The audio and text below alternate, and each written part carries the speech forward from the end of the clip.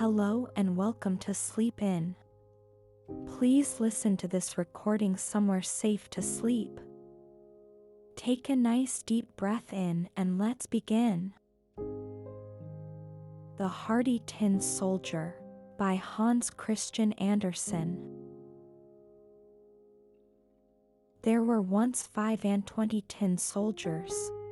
They were all brothers, for they had all been born of one old tin spoon. They shouldered their muskets and looked straight before them. Their uniform was red and blue, and very splendid.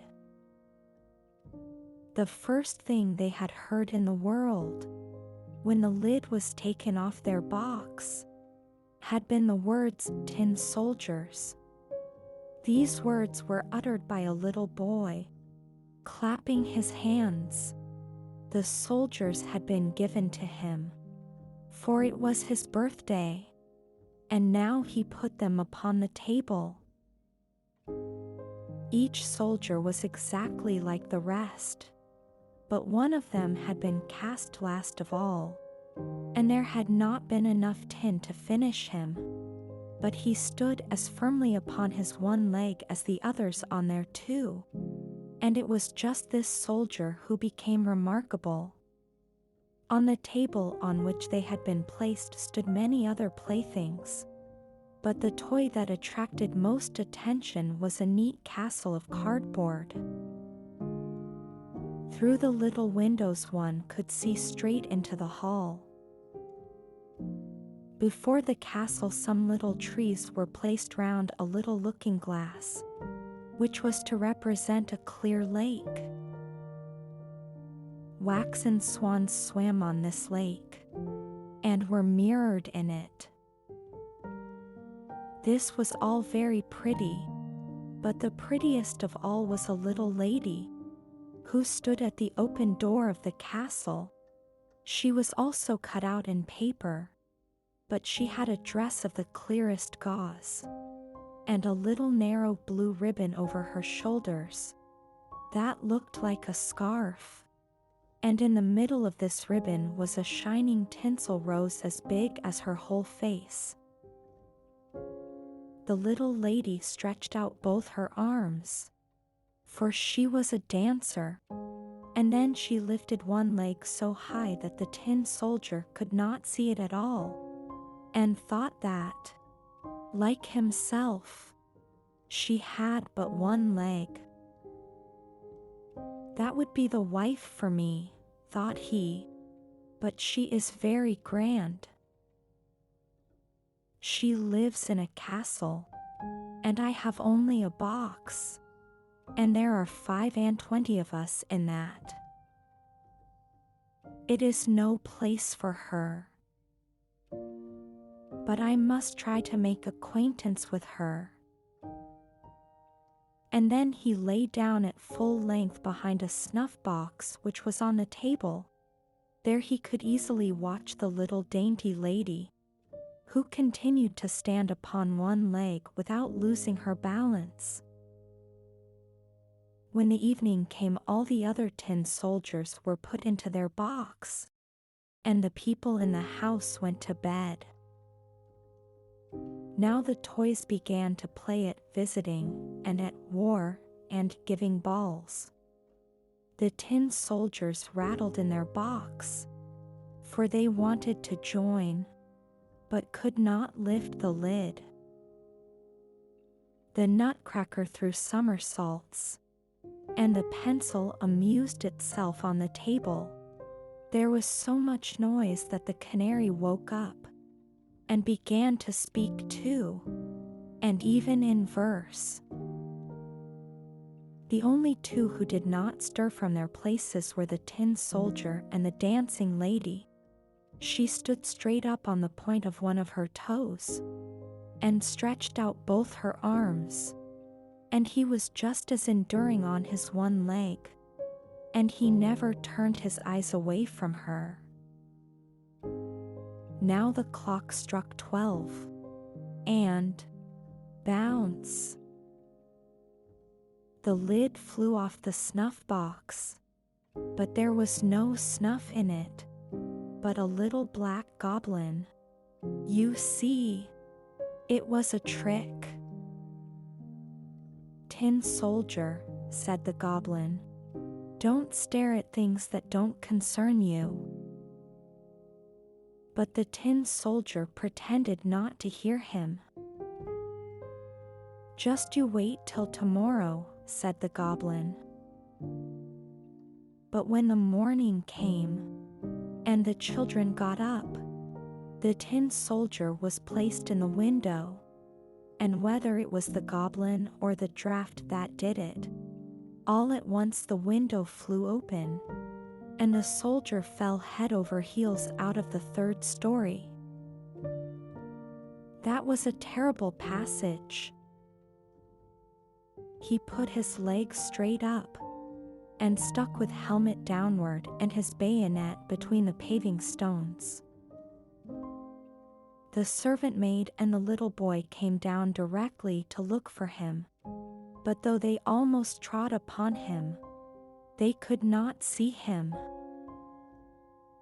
If the soldier had cried out, "Here I am," they would have found him, but he did not think it fitting to call out loudly, because he was in uniform. Now it began to rain. The drops soon fell thicker, and at last it came down into a complete stream. When the rain was past, 2 street boys came by. "Just look," said one of them, "there lies a tin soldier. He must come out and ride in the boat." And they made a boat out of a newspaper, and put the tin soldier in the middle of it, and so he sailed down the gutter, and the 2 boys ran beside him and clapped their hands. Goodness preserve us! How the waves rose in that gutter, and how fast the stream ran! But then it had been a heavy rain. The paper boat rocked up and down, and sometimes turned round so rapidly that the tin soldier trembled, but he remained firm, and never changed countenance, and looked straight before him, and shouldered his musket. All at once the boat went into a long drain, and it became as dark as if he had been in his box. "Where am I going now?" he thought. Yes, that's the goblin's fault. Oh, if the little lady only sat here with me in the boat, it might be twice as dark for what I should care. Suddenly there came a great water rat, which lived under the drain. "Have you a passport?" said the rat. "Give me your passport." But the tin soldier kept silence, and held his musket tighter than ever. The boat went on, but the rat came after it. Who? How he gnashed his teeth, and called out to the bits of straw and wood.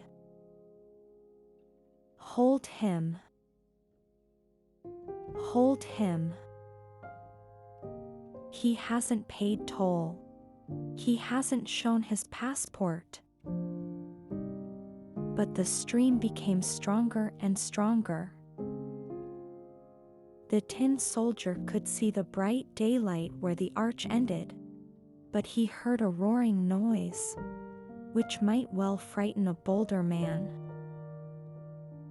Only think, just where the tunnel ended, the drain ran into a great canal, and for him that would have been as dangerous as for us to be carried down a great waterfall. Now he was already so near it that he could not stop. The boat was carried out, the poor tin soldier stiffening himself as much as he could, and no one could say that he moved an eyelid. The boat whirled round 3 or 4 times, and was full of water to the very edge. It must sink. The tin soldier stood up to his neck in water, and the boat sank deeper and deeper, and the paper was loosened more and more, and now the water closed over the soldier's head. Then he thought of the pretty little dancer, and how he should never see her again, and it sounded in the soldier's ears, "Farewell, farewell, thou warrior brave, for this day thou must die." And now the paper parted, and the tin soldier fell out, but at that moment he was snapped up by a great fish. Oh, how dark it was in that fish's body! It was darker yet than in the drain tunnel, and then it was very narrow too. But the tin soldier remained unmoved, and lay at full length shouldering his musket. The fish swam to and fro. He made the most wonderful movements, and then became quite still. At last something flashed through him like lightning. The daylight shone quite clear, and a voice said aloud, "The tin soldier." The fish had been caught, carried to market, bought, and taken into the kitchen, where the cook cut him open with a large knife. She seized the soldier round the body with both her hands and carried him into the room, where all were anxious to see the remarkable man who had traveled about in the inside of a fish. But the tin soldier was not at all proud. They placed him on the table, and there, no! What curious things may happen in the world! The tin soldier was in the very room in which he had been before. He saw the same children, and the same toys stood on the table, and there was the pretty castle with the graceful little dancer. She was still balancing herself on one leg, and held the other extended in the air. She was hardy too. That moved the tin soldier. He was very nearly weeping tin tears, but that would not have been proper. He looked at her, but they said nothing to each other. Then one of the little boys took the tin soldier and flung him into the stove. He gave no reason for doing this. It must have been the fault of the goblin in the snuff box. The tin soldier stood there quite illuminated, and felt a heat that was terrible, but whether this heat proceeded from the real fire or from love he did not know. The colors had quite gone off from him, but whether that had happened on the journey, or had been caused by grief, no one could say. He looked at the little lady, she looked at him, and he felt that he was melting, but he still stood firm, shouldering his musket. Then suddenly the door flew open, and the draught of air caught the dancer, and she flew like a sylph just into the stove to the tin soldier, and flashed up in a flame, and she was gone. Then the tin soldier melted down into a lump, and when the servant maid took the ashes out next day, she found him in the shape of a little tin heart. But of the dancer nothing remained but the tinsel rose, and that was burned as black as a coal.